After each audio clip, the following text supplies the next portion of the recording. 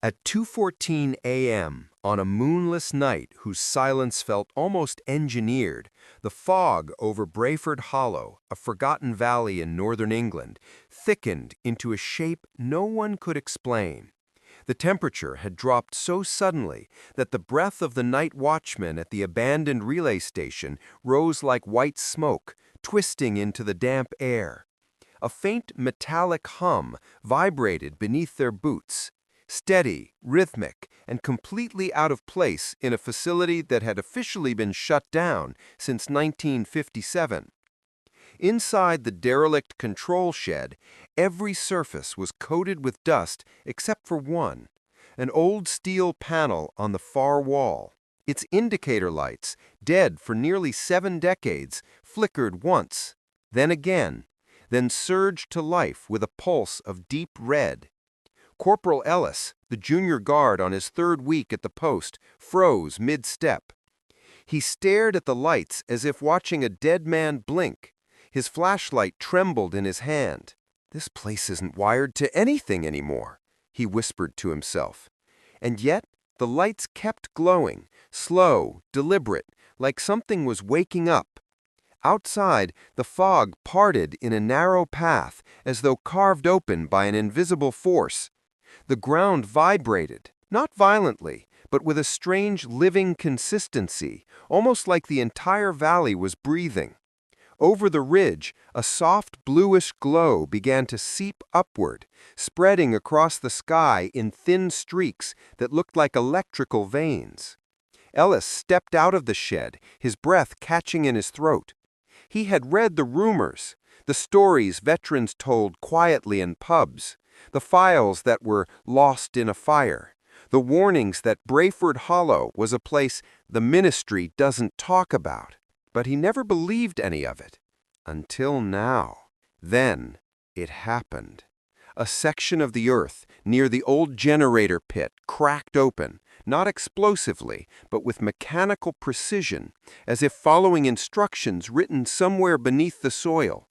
From the fissure, a rectangular metallic surface rose, coated in dirt and rust, yet emitting faint geometric patterns of light.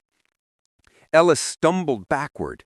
This can't be real, because everyone knew what had been buried here, or rather, what never was supposed to have existed.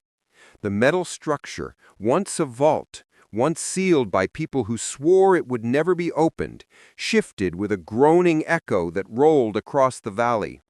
The fog spiraled tighter, drawn toward it like iron filings to a magnet. For a moment, the night felt unnatural, wrong, as if the world had slipped into a version of itself where certain events should never repeat. Then, the vault door cracked open by barely 2 inches and exhaled a single burst of warm air, as though something inside had been waiting, watching, measuring time in decades. Ellis stepped closer, despite every instinct screaming at him to run. Inside that sliver of darkness, something moved. Something that, by every historical record, scientific law, and government oath, should not exist.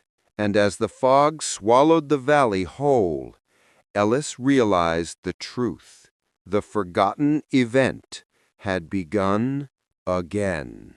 Long before Corporal Ellis was even born, before maps were redrawn, before governments quietly rewrote events to erase what happened, Brayford Hollow had already been the stage of something the world was not meant to witness. Its origin lay in 1949, at the height of a geopolitical tension no one spoke about in schoolbooks. While the world told itself it was rebuilding after the war, a covert circle inside the British Ministry of Supply pursued something entirely different: the reconstruction of an anomaly they had not created, but discovered. The anomaly, the one now forcing its way back into the present, was never a human invention. It was first found at the bottom of a collapsed mine shaft 12 kilometers away, embedded in a pocket of rock untouched for tens of thousands of years. The men who unearthed it described it simply as a metal that bleeds light. Within days, the ministry sealed the mine, removed the object, and transported it under military escort to Brayford Hollow, then a newly built research facility disguised as a communications station. Officially, they studied experimental radio systems. Unofficially, they studied the object that made compasses spin and men lose time. But the real reason for the secrecy went much deeper. The object showed signs, patterns, pulses, reactions that suggested it wasn't dormant. It responded to heat, to magnetic fields, even to human proximity. The first scientist assigned to study it, Dr. Leopold Hawthorne, wrote in his classified notes, "It is not a device, it is not a relic, it is waiting." And that was the moment the real fear began. Because the ministry soon realized they hadn't discovered an ancient artifact. They had triggered something that had been silent for millennia. The decision to bury the anomaly in what became known as the Brayford Vault was not scientific. It was desperate. The first containment attempt in 1952 caused a phenomenon locals described as the night with no stars, when the sky over the valley turned completely black for 6 minutes. Birds were found disoriented, livestock fled. Several soldiers reported hearing voices in the static of their radios. Scientists insisted the anomaly was reacting to human observation itself, mirroring emotional states, amplifying them, and feeding off attention like fuel.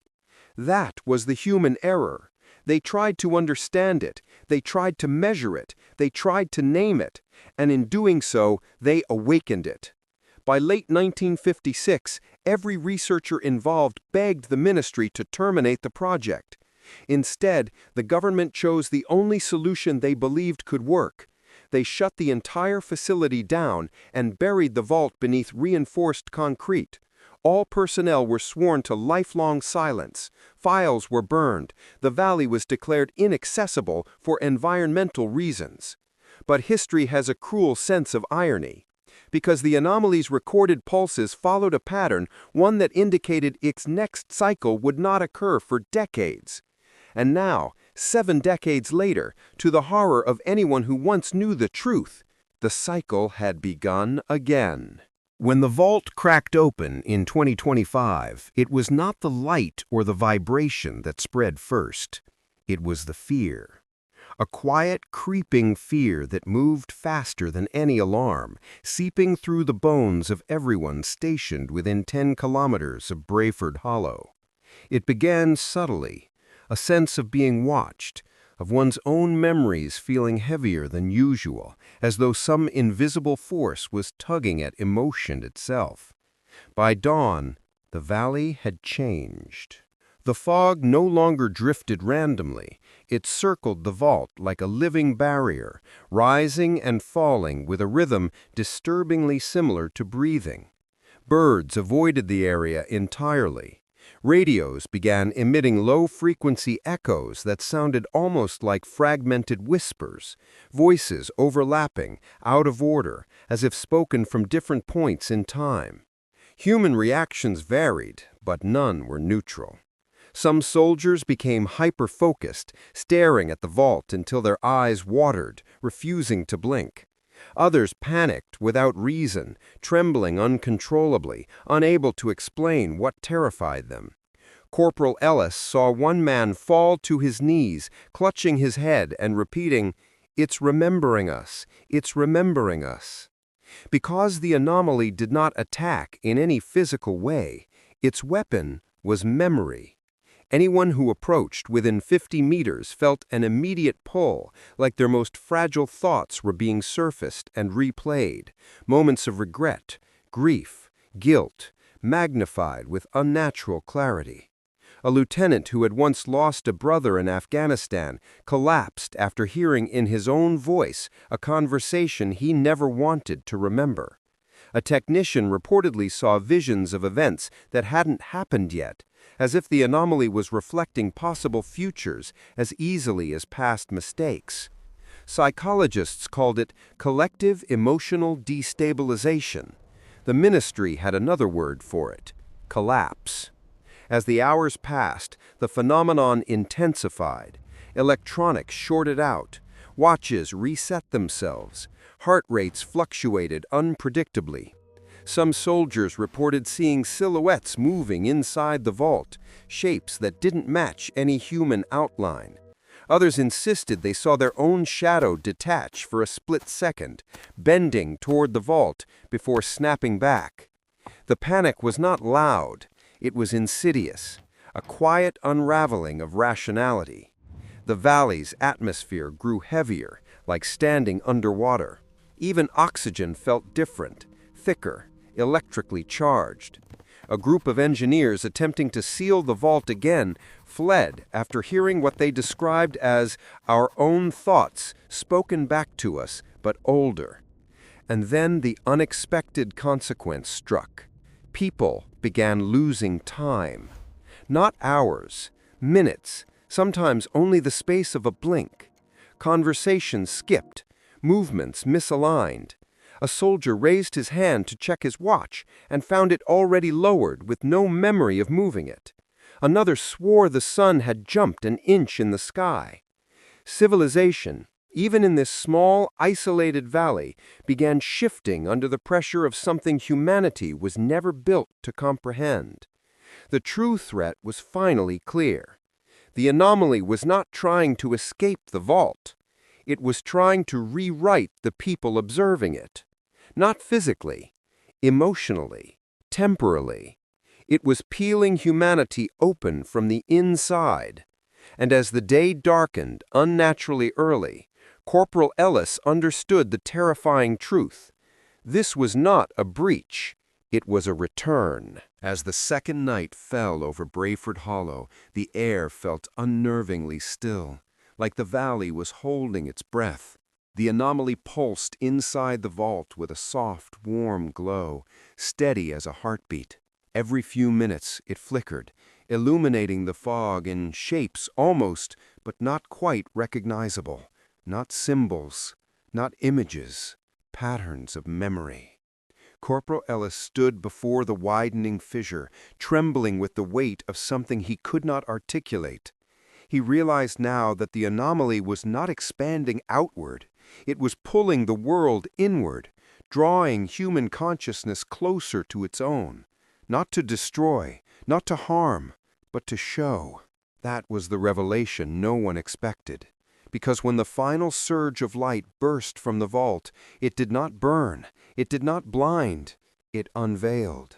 In one overwhelming instant, every person in the valley saw the same thing. A vision, not of the past, not of the future, but of the first moment the anomaly had been touched by human hands. They saw the 1949 discovery.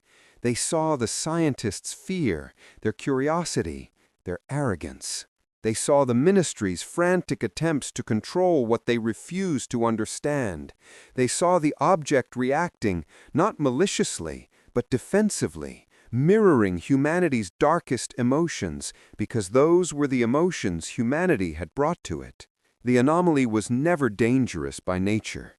It became dangerous by reflection. It had no language, no intent, no malice.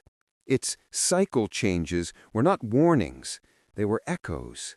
Echoes of fear, echoes of desire, echoes of guilt, echoes of every human who had ever stood too close. The true irony of the forgotten event revealed itself with painful clarity. Humanity had not unearthed an ancient threat. Humanity had unearthed a mirror, one capable of amplifying what it saw. And when the scientists hid it, buried it, locked it away in secrecy and shame, it learned the only lesson humans had ever taught it. Fear creates more fear. Silence creates more silence. Secrets return, always. Ellis fell to his knees as the light faded, leaving the valley not in darkness, but in a quieter kind of clarity. No alarms, no explosions, just a heavy, echoing understanding.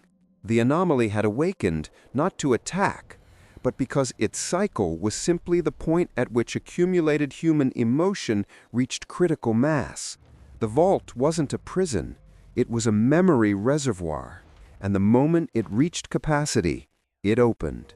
The final flicker of light pulsed one last time inside the vault, gentle, almost apologetic. Then the glow died. The fog loosened. The valley seemed to exhale. But before the vault closed on itself, sealing the anomaly once more, Ellis heard something faint, something unmistakably human, a whisper. Not in English, not in any language ever spoken, but in the pure emotional resonance of understanding. Remember. And just like that, the valley returned to silence. Yet the world outside would never know, because the ministry would bury the truth again, rewriting the incident as a localized atmospheric disturbance. But those who witnessed it would never forget the true revelation. The event was never supposed to happen, not because it was forbidden, but because humanity was not ready to face what it reflects. And somewhere beneath the earth, in the cold, dark vault, the anomaly waited once more, quiet, patient, counting the years until the next cycle.